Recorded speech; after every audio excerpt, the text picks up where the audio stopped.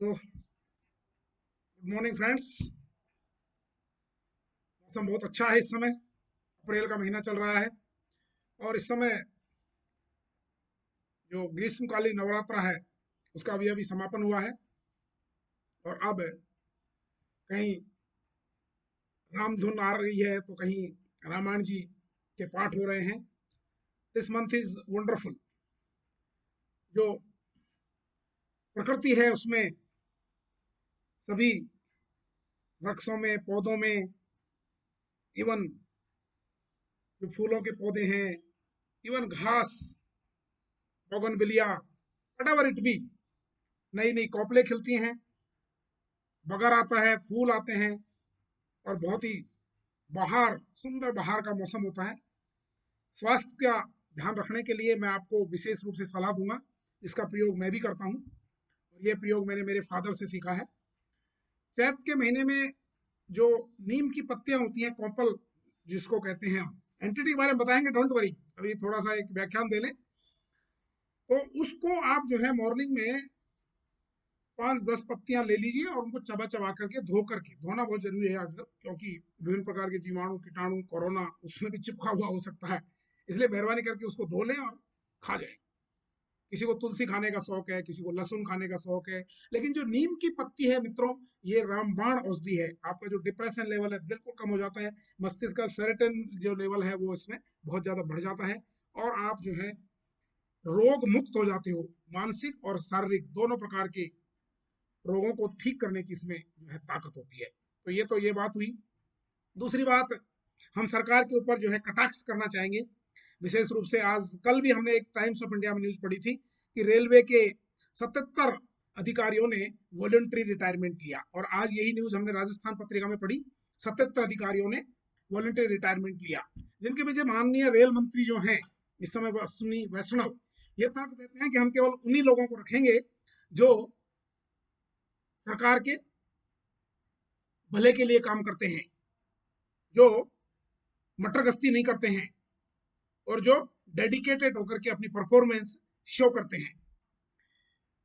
मैं इससे बिल्कुल भी सहमत नहीं हूं मित्रों, और लोकतंत्र में मुझे बोलने का पूरा पूरा अधिकार है। दरअसल में ये बेचारे 77 लोग वो हैं जो वास्तव में कर्मठ हैं और जो जुझारू प्रकृति के हैं और जो कुछ कर गुजरने की और सिस्टम में आमूल चूर परिवर्तन करने की क्षमता रखते हैं। मैं दावे के साथ कह सकता हूं और मैं करके दिखा सकता हूं अकेला, और मैंने करके दिखाया भी है एज सीनियर डीसीएम जोधपुर, अकेले में। कहते हैं अकेला चना भाड़ नहीं फोड़ सकता, लेकिन अकेला चना भाड़ फोड़ सकता है। तो ये 77 लोग वो हैं जो चापलूस नहीं है, और इसीलिए इन्होंने देखा कि हमको जो है ये लोग कंपल्सरी रूप से रिटायर कर देंगे, या तो डिसमिस कर देंगे, या तो जो है सीबीआई की रेड डलवा देंगे, या कुछ इस प्रकार का कारनामा कर डालेगी सरकार।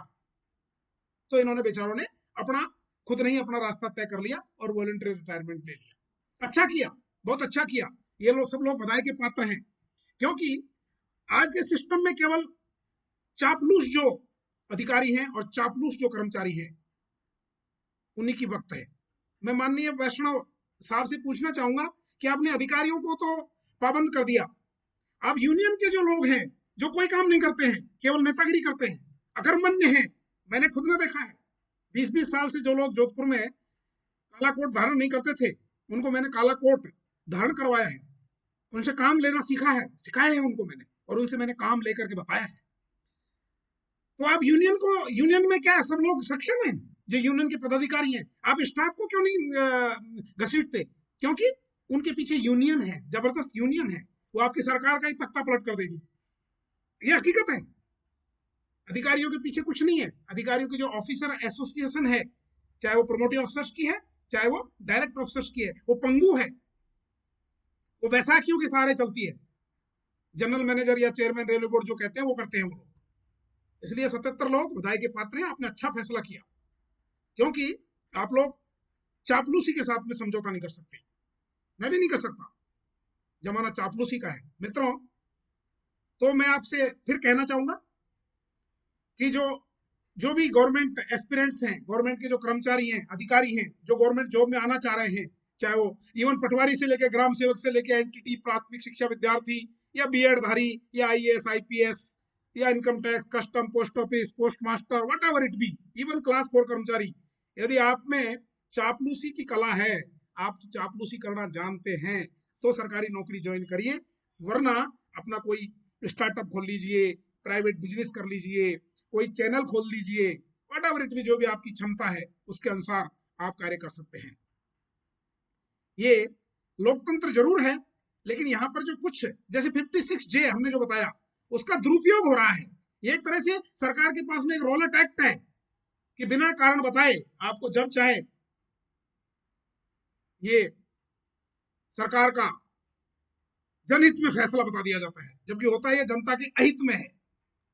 ये लोग वो लोग हैं जो वास्तव में जनता के हित में कार्य करते हैं, जो भ्रष्टाचार के ऊपर अंकुश लगा सकते हैं एक ही दिन में, एक दिन के भीतर भीतर रेलवे की इनकम को 10 लाख से बढ़ा करके और 1 करोड़ कर सकते हैं। ये वो लोग हैं जिनके पीछे सरकार की गाज गिर जाती है। This is very very unfortunate. Anyway, कोई बात नहीं है, चलता रहता है। आप लोग फिर भी हम आपको हतोत्साहित नहीं करेंगे, लेकिन गवर्नमेंट जॉब में यदि आप जाना चाहते हैं तो निश्चित रूप से आपको कुछ कलाएं, कुछ एडजस्टमेंट की कलाएं, कुछ पावर्स, जिसे कहते हैं ना चापलूसी की पावर्स कहते हैं, चापलूसी की कला कह लो उसको, यस मैन रहने की प्रणाली। यदि आप यस मैन नहीं है तो आप कितने भी कर्मठ हैं, कितने भी योग्य हैं, कितने भी इंटेलिजेंट हैं, कितने भी डायनेमिक हैं, आपको यस मैन रहना पड़ेगा। और आपको कई बार गलत जो नीतियां हैं उनके साथ भी समझौता करना पड़ता है। हमने भी सरकारी नौकरी करी है और हमें भी गलत नीतियों का सामना करना पड़ता था, लेकिन हमने कभी करा नहीं। हम यस मैन कभी नहीं रहे। हम आपको भी सलाह देंगे कि यस मैन ना रहें, but you have to be एक तरह से पॉलिटिशियन जैसे व्यवहार करते हैं, मुख में राम बगल में छुर्री,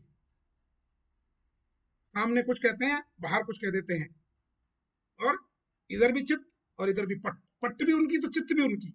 एनीवे, ये हमने न्यूज पढ़ी तो हमको लगा कि लोकतंत्र में हमें बोलना चाहिए, वास्तविकता है, वास्तविकता हम इसको प्रूव कर सकते हैं, हमारे ऊपर ही प्रूव कर सकते हैं, डॉक्यूमेंट्री हम इसको प्रमाणित कर सकते हैं।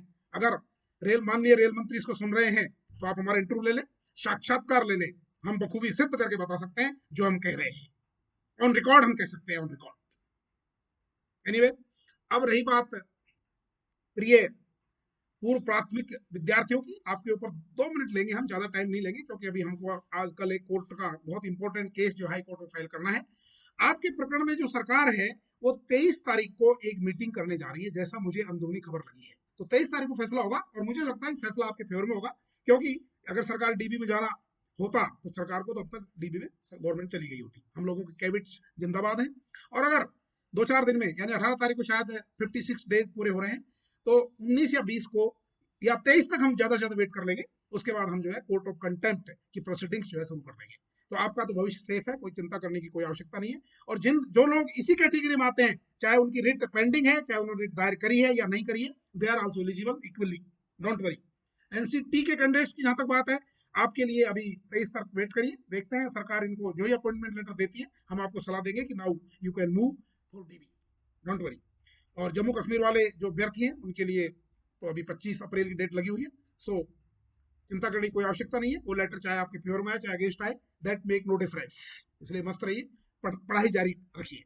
Civil service aspirants, please take care of your 6 June.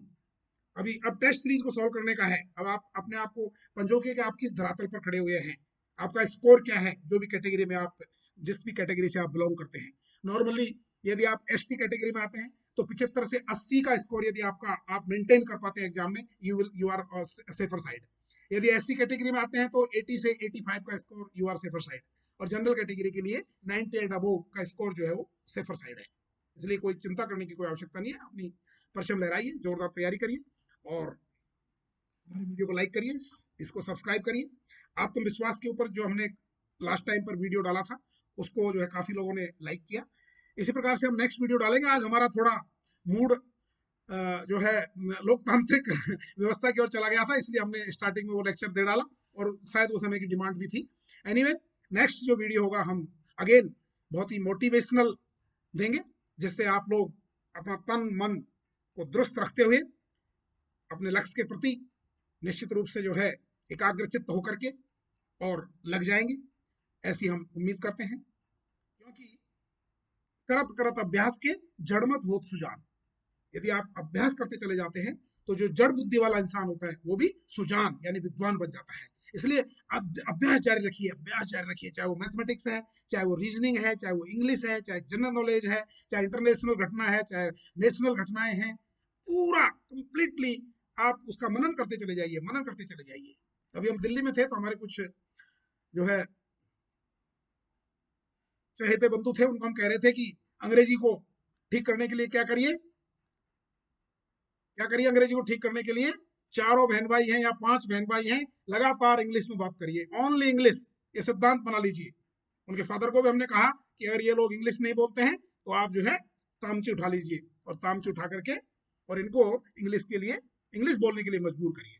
English को बोलना, चाहे आप गलत बोले चाहे सही बोले, टूटी फूटी बोले, देखिए 1 मंथ के भीतर भीतर आपका कॉन्फिडेंस लेवल बहुत हाई हो जाएगा, and you will start speaking very very nice English language.